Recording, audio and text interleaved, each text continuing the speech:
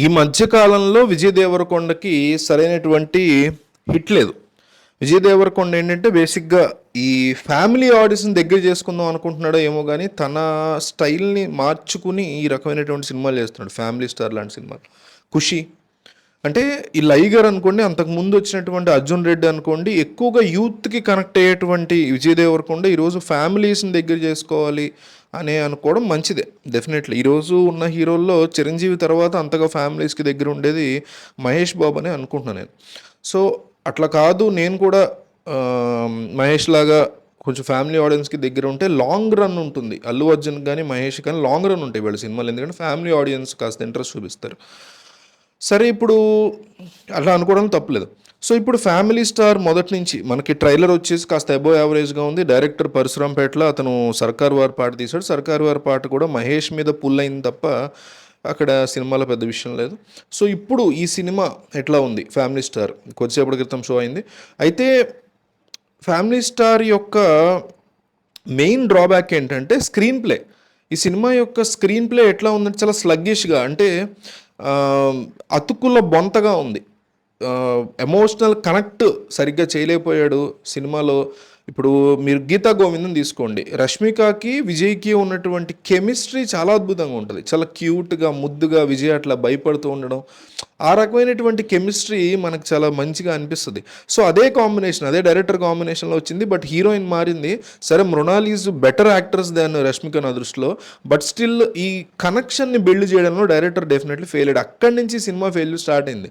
So brother concept తీసుకొచ్చాడు మధ్యలో, సెంటిమెంటల్గా brothers మధ్య ఇష్యూస్ని మధ్యలో మనకి ట్రైలర్లో కూడా ఎక్కడ సరిగా లేదు, బట్ ఈ బ్రదర్ కాన్సెప్ట్ని తీసుకొచ్చాడు. అందువల్ల అది ఫస్ట్ నుంచి మనకు తెలియపోవడం ఒకటి, అండ్ ఆ బ్రదర్ సెంటిమెంటల్ థింగ్ని కూడా సరిగ్గా ఎస్టాబ్లిష్ చేయలే. సో అదొకటి మనకి చాలా నెగిటివ్గా అనిపిస్తుంది. పెర్ఫార్మెన్సెస్ బాగున్నాయి సినిమాలో, విజయ్ది కానీ మృణాల్ది కానీ మిగతా క్యాస్టింగ్లో ఉన్న మిగతా వాళ్ళు చాలా ఎక్సలెంట్గా పెర్ఫామ్ చేశారు.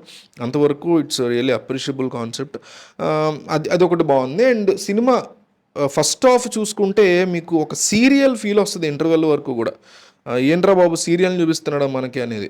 సో ఫస్ట్ హాఫ్ మొత్తం కూడా మీకు ఇంటర్వెల్ బాగుంది, కానీ ఇంటర్వెల్ ముందు మొత్తం కూడా సీరియల్ ఫీలింగ్ వస్తుంది. ఇక ఫస్ట్ హాఫ్ అయిపోయిందా, సెకండ్ హాఫ్కి వచ్చేసరికి సెకండ్ హాఫ్ అంతా రెపిటేటివ్గా మొనోటస్గా బాగా ఇవన్నీ మనం ఆల్రెడీ చూసేసాం కదా అనేటువంటి ఫీలింగ్ వస్తుంది. సీరియల్ లెవెల్లో లేకపోయినా పెద్ద వర్కౌట్ కాల. సో యూఎస్ఏ సీన్లు ఉన్నాయి సినిమాలో, అవి కూడా చాలా క్రింజ్గా ఏదో హడావుడిగా తీసిందే. చెప్పే కదా, సినిమా అంతా కూడా స్లగ్గిష్గా అతుకుల బొంత స్క్రీన్ ప్లే లాగా అనిపిస్తుంది. క్లైమాక్స్లో కాస్త, అంటే సెకండ్ హాఫ్లో ఎమోషనల్ కనెక్ట్ కాస్త బిల్డ్ అవుతోంది, బాగానే ఉంది అనుకున్న టైంలో ప్రీచీ క్లైమాక్స్ వచ్చింది. అంటే ఈ క్లాసులు పీక్ ఏది ఉంటుంది కదా, ఇప్పుడు ఆ బొమ్మరిల్లు రోజుల్లో క్లాసులు ఇప్పుడు ఎవడు వింటాడు, అట్లా ఎగ్జాక్ట్గా అట్లా ఉందన్నట్లా చెప్తున్నా. సో ఆ రకమైనటువంటి ప్రీచీ క్లైమాక్స్, నేను ఎందువల్ల ఇట్లా చేశాను అంటే అనేది విలువల గురించి మాట్లాడటం, అంటే స్టార్టింగ్ నుంచి మంచి బిల్డ్ ఉండి లాస్ట్లో విలువలు ప్రీచి అంటే ఈ సందేశం ఇచ్చే కైండ్ ఆఫ్ అనమాట. సో అట్లాంటివి ఫస్ట్ నుంచి సరిగ్గా ఎస్టాబ్లిష్ అయ్యి లాస్ట్లో ఇస్తేనే వినట్లా. ఈరోజు మహేష్ బాబు సినిమా మహర్షియో ఇంకోటి హిట్ అయినా కూడా జనాలు మహేష్ ఎందుకు ట్రోల్ చేస్తారు, ఈ మెసేజ్లు ఇవ్వకరా నాయన అంటారు కదా. మళ్ళీ లాస్ట్కి వచ్చేసరికి ఫ్యామిలీస్ రిలేటెడ్ నుంచి మెసేజ్లు ఇవ్వటం జరిగింది ఈ సినిమాలో. సో ఆ రకమైన తీసుకోవడం జనాలు పోయింది, ఏదైనా యాక్షన్లో చూపించమని అడుగుతున్నారు. సో సినిమాకున్న బిగ్గెస్ట్ నెగిటివ్స్ ఫస్ట్ చూద్దాం. ఏంటంటే sluggish screen play and emotional connect లేదు సినిమాలో ఉన్నటువంటి మెయిన్ కోర్ పాయింట్ మీద.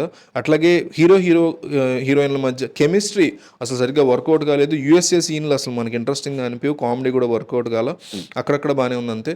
సో పాజిటివ్స్కి వచ్చేసరికి విజయ్ దేవరకొండ, మృణాల్ వీళ్ళిద్దరూ డెఫినెట్లీ చాలా మంచి పాజిటివ్స్. మిగతా క్యాస్ట్లో కూడా పెర్ఫార్మెన్సెస్ బాగున్నాయి.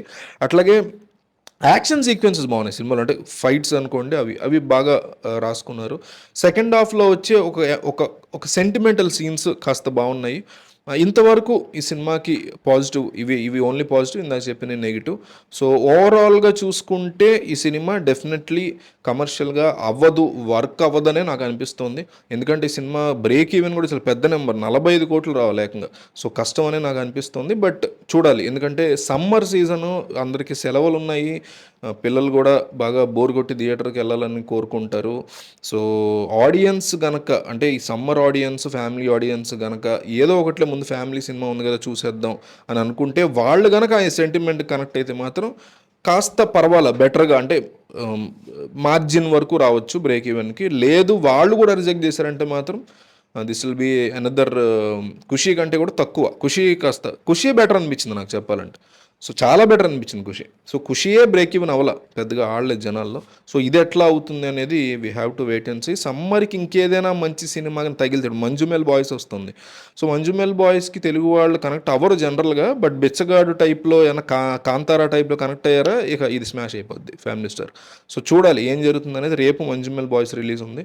సో మీరు ఆల్రెడీ మూవీ చూసిన మీకు ఎట్లా అనిపించింది అనేది చెప్పండి, అండ్ ఈ వీడియోని షేర్ చేయండి. Thank you.